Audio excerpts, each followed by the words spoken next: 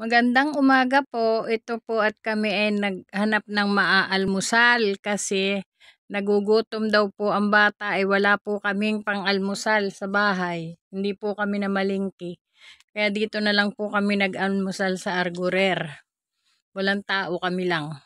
Sulong-sulo namin ang buong Argurer food court kasi wala kaming maalmusal.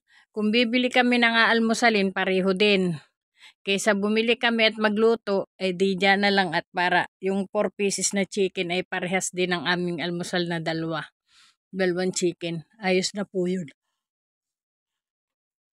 Ayos ng almusal ng mag-ina. So nakaraos na kami ng almusal at tanghalian kasama na ang tanghalian. Wala nang tanghalian mamayang gabi naman. Mamayang gabi naman ang luto. Kaya kami nandito sulong-sulo namin ang food court. Maganda po palang pakiramdam pag sulo ka sa food court. Sarili mo ang iyong galaw at para kang ikaw may-ari ng mall. And masaya pagka nag-iisa ka, wala kang nakapila, wala nakatingin sa'yo. Sulong-sulo mo lang ang mundo. Parang sariling bahay. Ganun po ang pakiramdam pag nag-iisa ka dito sa mall at nag-iisa ka sa food court. Maaga po kasi kaming nagpunta around 11.